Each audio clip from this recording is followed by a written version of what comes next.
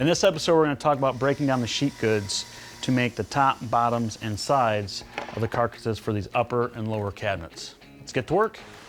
First step in the process is going to be break down our plywood. With the Festool system, you've got our TS55 and you've got our guide rails. We have a large variety of guide rails, as you can see up here. We also have a way of connecting guide rails. You can connect two guide rails, two shorter guide rails if you don't have space in your shop to store one guide rail or to transport one long guide rail.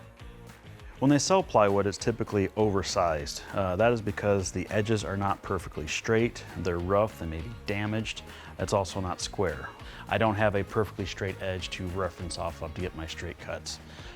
You can always use a table saw. That's definitely a way you can do it. What I don't like about table saws is they take up so much space.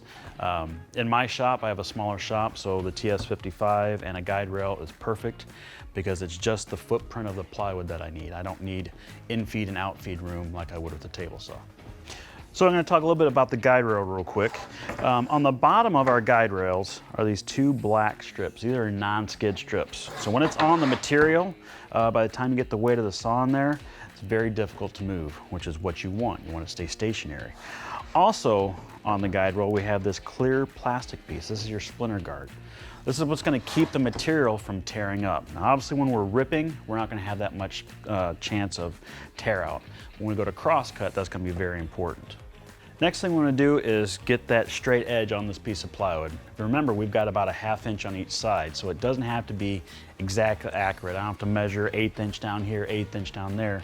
So what I do is I learned this tip from somebody else on YouTube. This is the limit stop that comes with the TS55, and it has a small lip right there. I'll use that lip, push it up against my splinter guard there, and down there, and now I'm about the same dimension all the way down. First couple times you cut with the guide rail, I recommend clamping the guide rail down, not just relying on the non-skid strips. On the underneath side of the guide rail, we can put the clamp right in, slide it up to the material, push it up, and lock it down. Do that on both ends, and now it definitely will not move. And we're ready to start making some cuts. Before we do that, there's a couple things we have to adjust on here, but to learn more how to do that, head over to our YouTube channel, and there's full videos on the complete setup of all of our saws for cutting on a guide rail. I prefer spending most of my time in the shop cutting and making things, not cleaning up after myself, so that's why I always use one of our dust extractors. Question I get asked a lot is the depth settings on the saw itself. If you look right here, we've got two different levels of depth setting. One says FS and the other one says nothing. This is an FS guide rail. What that FS stands for, that accounts for the thickness of the guide rail. So when I am on the guide rail, I want to set my measurement, whatever I'm cutting, to that. I'm cutting about 3/4, so I'm going to set it just one notch above 3/4. That'll cut through, but it won't cut through my table. Last step before we cut is make sure you have your safety glasses and your hearing protection. As I'm cutting, I'm running at full speed. I've got my depth set. I typically will put my hand under the hose, grab it here, let the saw do the work.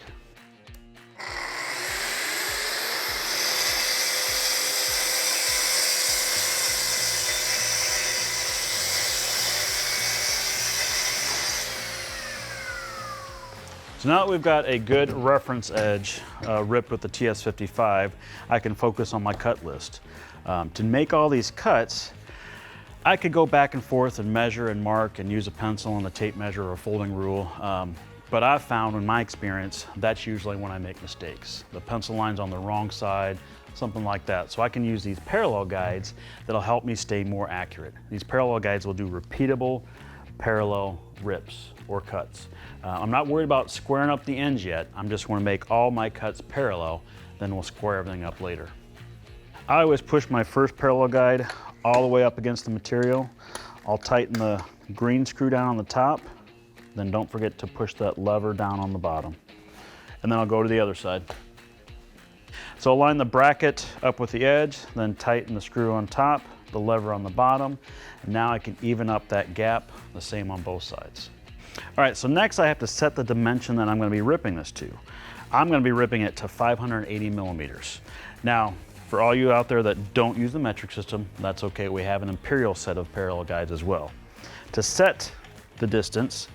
You want to make sure that you use this arrow right here, and I'll put it right on 580, and then lock that down.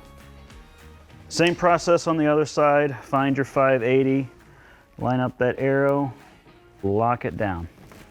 Now it's just a matter of pushing forward the guide rail, and now it's referenced at 580 on both sides.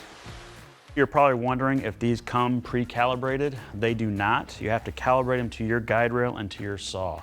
If you go to our YouTube channel, you can watch a whole video on how to calibrate the parallel guides and the parallel guide extensions. A lot of people think this is a very awkward cut. What they forget is that the saw is guided by the guide rail. I am just simply pushing it along. So what I'll do is I'll get myself inside the parallel guides to start, rather than starting out here, and after I start making my cut, moving around, I'll just start right here and then make my cut.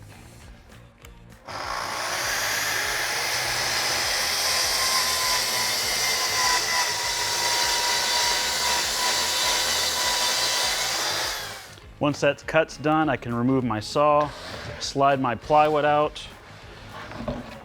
and then I can just move the parallel guides to make my next cut. Next thing, I'm just going to reset my dimension for my next rip cut. Since I have this all set up and calibrated, it's just a matter of resetting this one dimension. Don't push on each end, just come to the center, push in the middle, and they'll get them both tightened up.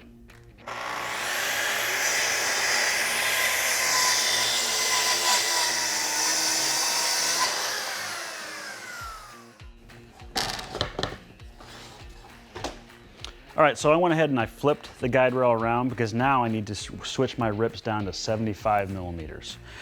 To do so, I'm gonna have to change my stop from the parallel guide over here to the parallel guide extension, because the parallel guide stops at about 190. The extensions go all the way down from 230 down to 0. So I can set that at 75.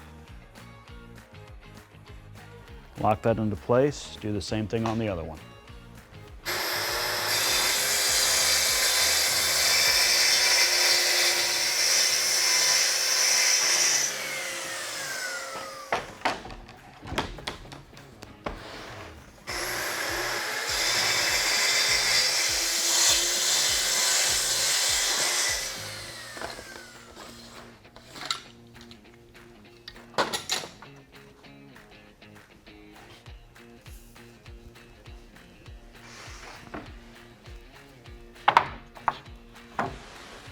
Getting ready to do some cross cuts here. I just wanted to let you know that I changed the blade. I had a 28 tooth ripping blade on there from prior. I just put our 48 tooth finish blade that comes with the saw. Another thing I'm going to change out, I'm going to change from our clear plastic viewing window to one of our splinter guards. Because before, when I was cutting, for one, I was ripping, so there wasn't a lot of tear out. And two, now I'm going to have two pieces of material that I want to cut, and I'm cross cutting.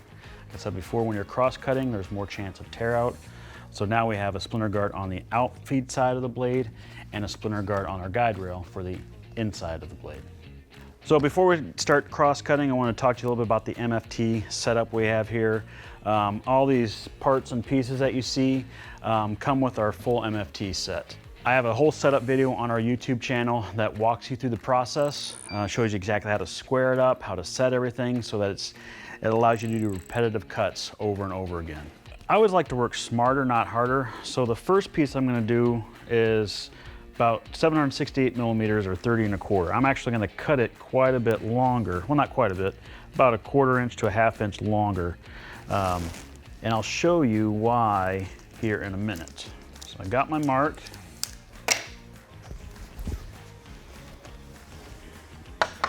Set this up, slide it down to my pencil line.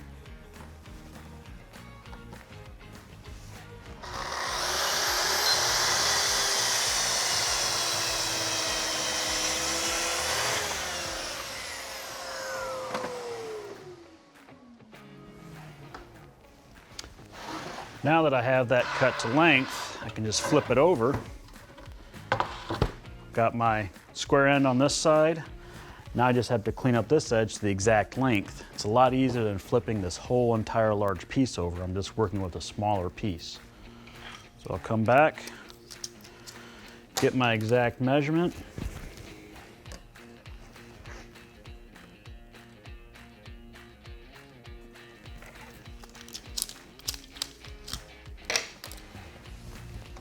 Now I can line that up.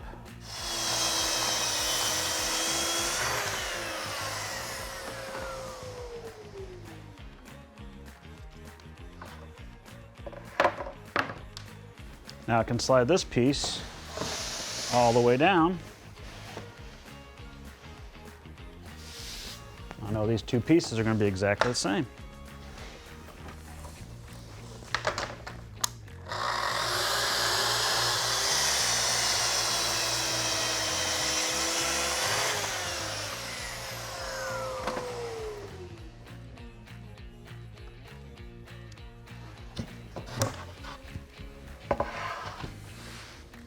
Those will be my base cabinet sides. For this one, I'm going to cut it a little bit shorter because it's going to be the middle of my cabinet.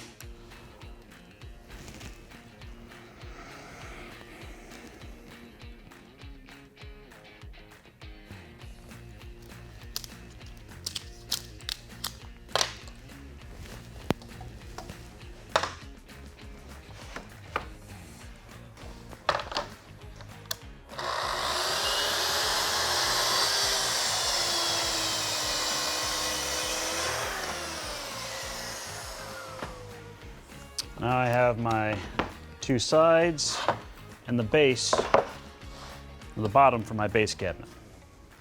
So now we're going to walk through the same process, but with the pieces for my upper cabinet. Because the sides for my upper and lower cabinet are going to be the same height, I can utilize the same stop. Get it close, cut this end, flip it over, and square it up.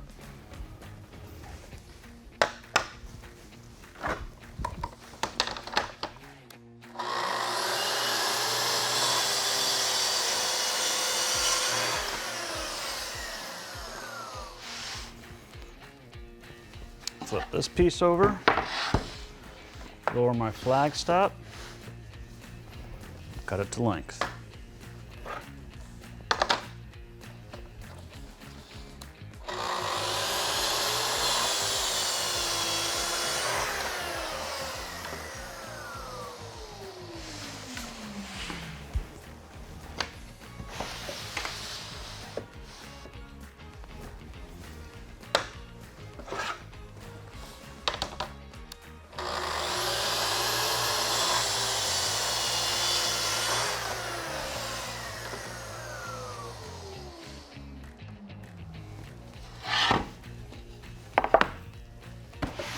Now I'll cut the top and bottom for my upper cabinet.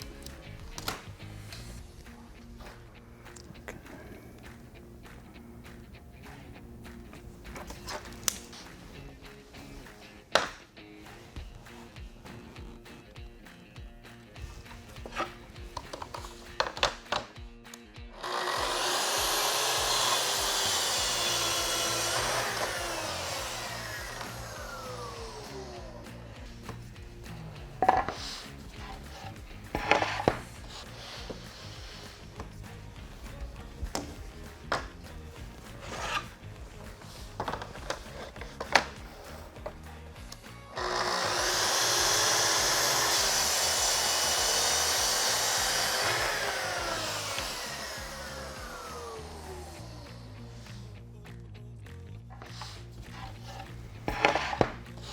Now the sides and the bottoms for my upper and lower cabinets are all cut to length. If you'd like to continue watching this cabinet build, click here or watch this video. And don't forget to subscribe.